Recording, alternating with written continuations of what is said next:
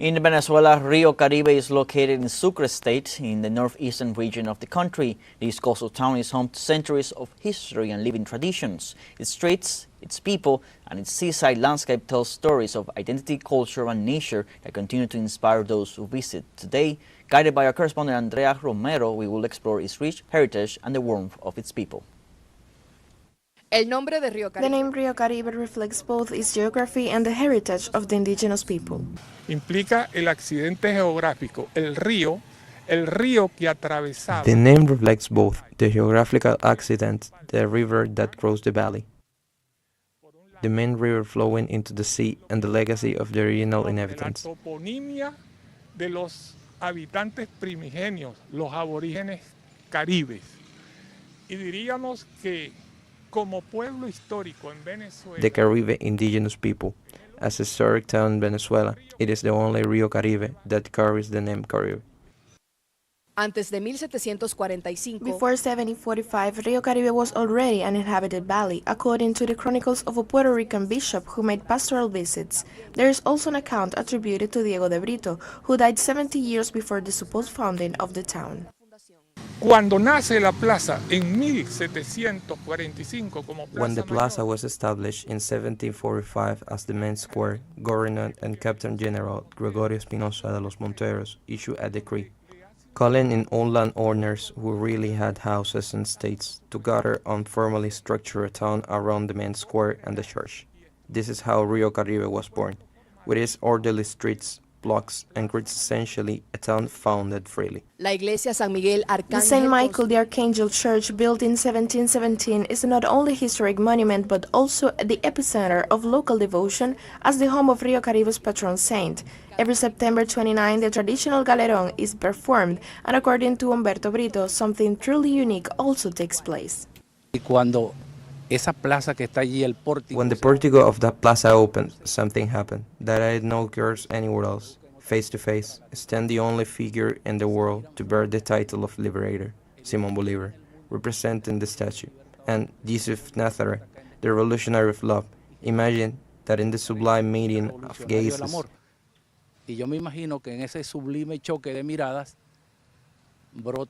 a word bursts, for using an hyperbole as literal device of gigantic word that is necessary today, given the events unfolding the word peace. Peace and joy are felt in every cultural expression. Its dances, songs, and festivals inspired by the sea reflects the identity that defines the town. Rio Caribe, washed over by Christ the King, invites visitors to explore its past while enjoying the present. hemos desarrollado lo que We have developed that we call heritage historical route, and we don't do it as chronicles. I will say it by the senior chronicles, but together with school chronicles. This is program for them, and the school chronicles guide tourists through each site, whether religious monuments or historic houses, where commemorate plaques, highlight significant events, and figures in the story of our town. After a tour of the historic center, we took a 50-minute trip to Playa Medina, one of Rio Caribe's main tourist attractions, known for its beauty and tranquility. Here, all you hear is the music of the sea, the waves, and the birds singing. It's a place to unwind. People coming from Caracas or other busy beaches arrive here stressed, and this is where they can relax and let go of all the stress. Here, not only are monuments and beaches preserved, but also stories, tradition, and flavors that make it unique and authentic. In Cuba, more Also in Spain, the Canary Islands Bolivarian Platform called for a demonstration to reject the killings carried out by the U.S. Army in the Caribbean, the attacks on civilian boats, and the military threats against Venezuela. The groups of organizations and citizens of the islands asserted that the U.S. naval blockade, as well as its unilateral coercive measures, were only seeking the violent overthrow of the legitimate Venezuelan government and to impose a dictatorship that would serve foreign interests in the Venezuelan government in order to grab its natural resources.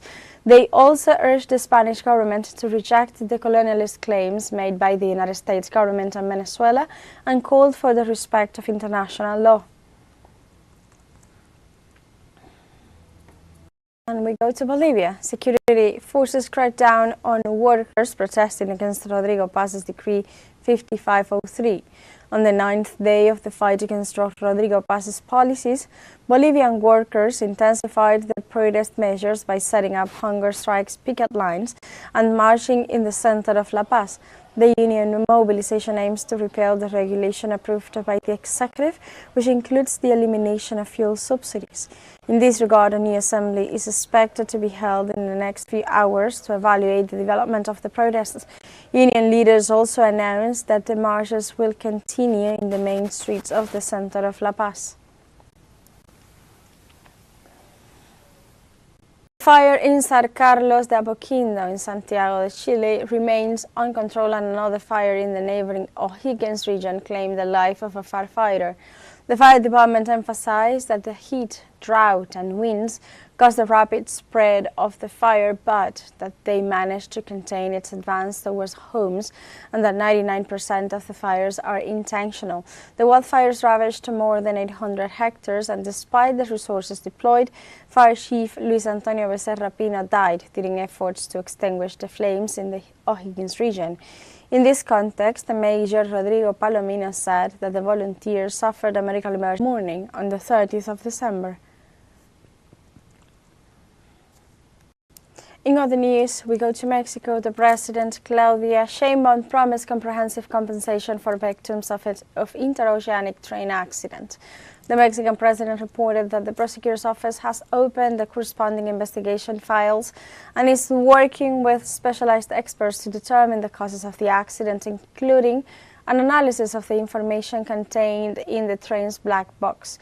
The head of state indicated that immediate support of 30,000 pesos was granted to each family to cover urgent expenses, clarifying that this is initial aid and does not replace the full compensation for damages that will be defined in accordance with the law. She also added that a public servant was assigned to each family to provide ongoing support.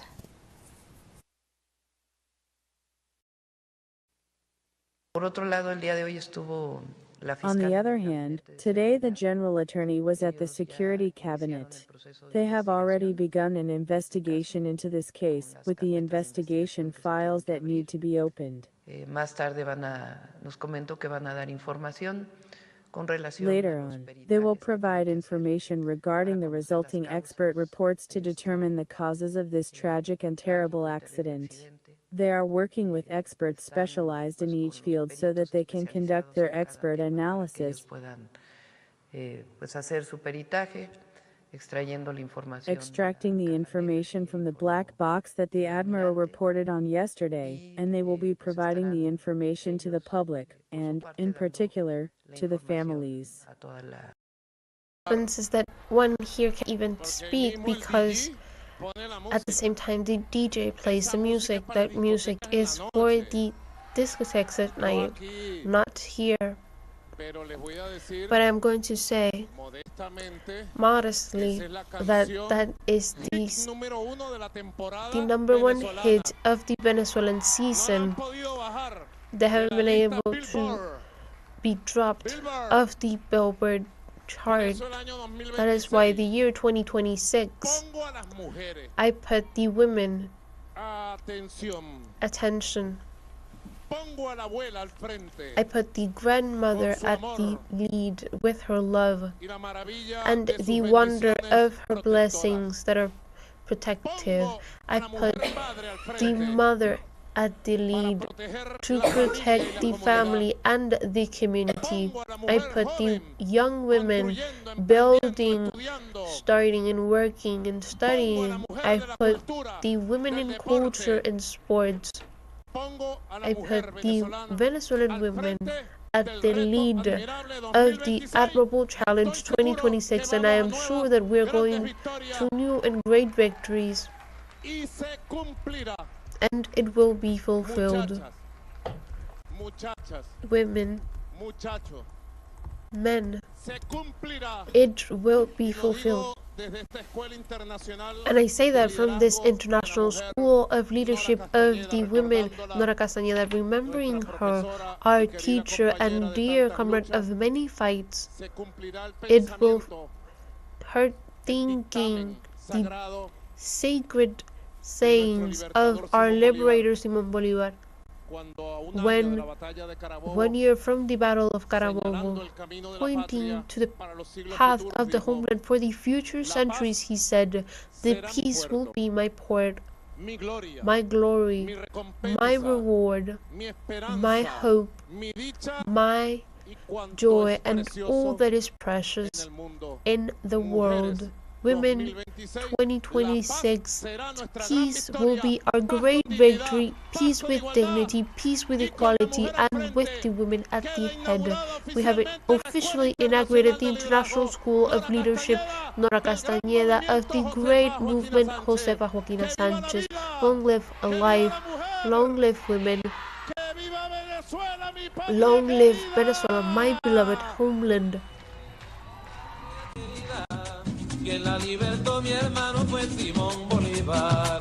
Viva Venezuela, mi patria querida. Quien la libertó, mi hermano, fue Simón Bolívar. Viva Venezuela, mi patria querida. Quien la libertó, mi hermano, fue Simón Bolívar.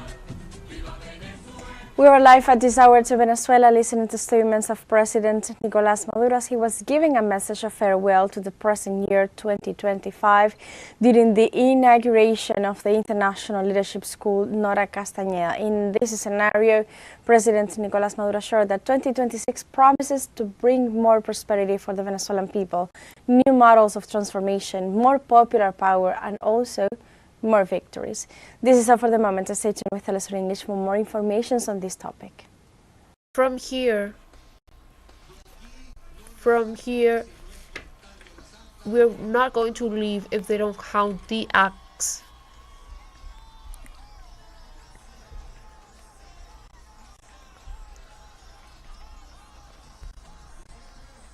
We have done a huge effort, a beautiful and joyful campaign with music, with joy, with proposals. We went with enthusiasm, always winning with points on top, guaranteeing the popular win. The day of the election, also, the Mouth of the Earth gave us the victory. The CNE, in its page of the vocation, also gave us the victory. They needed to count the acts that they didn't want to do. Today we are demanding that while the totality of the acts are not counted that represent over 6,000 votes, we will not recognize any result, and from here, from this place, we will not give the mayor office to someone that came from an election that was rigged and fraudulent.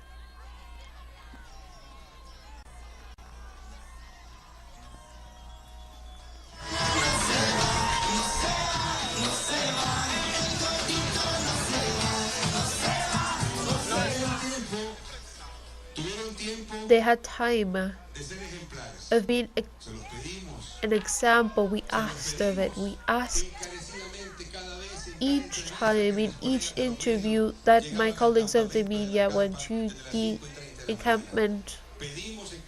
We asked, count the acts, count the votes, that there is the victory. I want to show a picture and explain it to you also.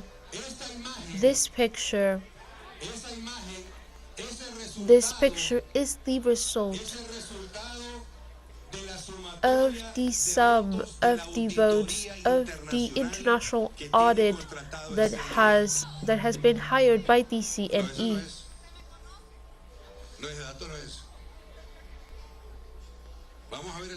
We're going to see the data that was there. It is. If you pay attention to what still today appears divulged, only it corresponds to 2,000 acts, and that result in which we appear 888 votes. In the time, the math up to this point, the math is real.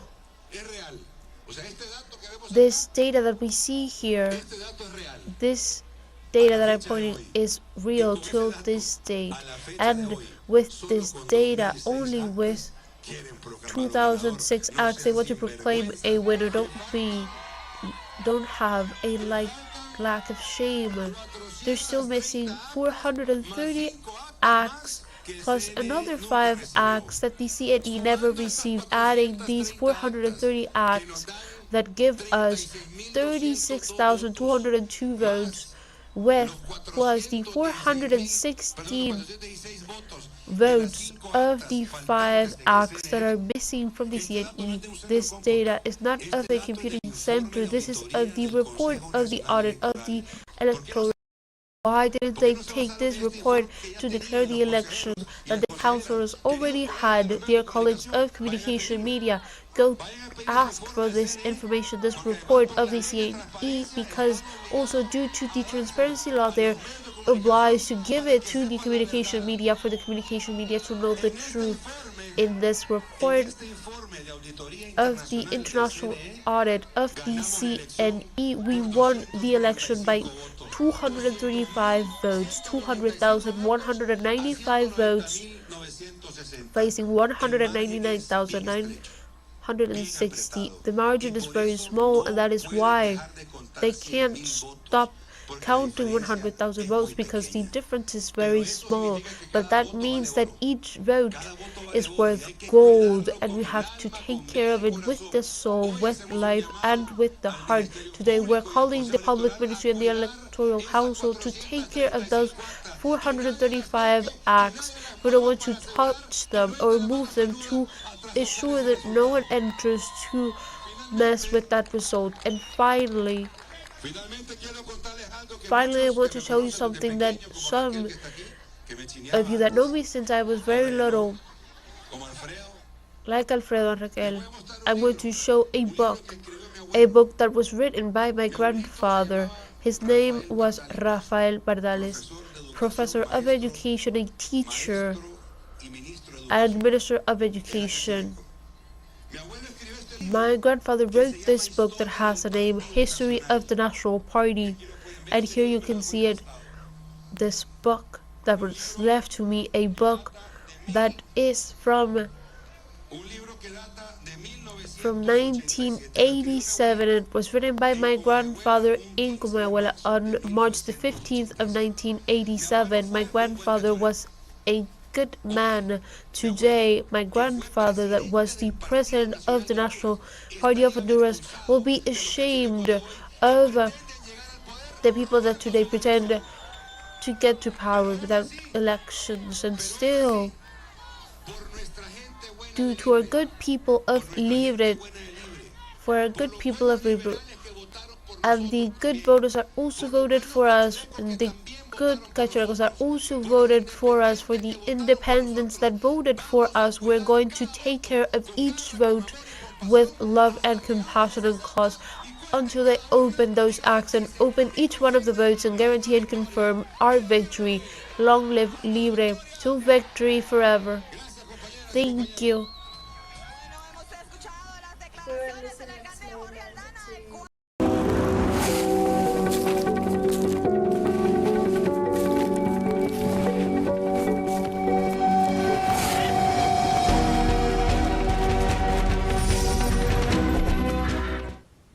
In Venezuela, Rio Caribe is located in Sucre State in the northeastern region of the country. This coastal town is home to centuries of history and living traditions. Its streets, its people, and its seaside landscape tell stories of identity, culture, and nature that continue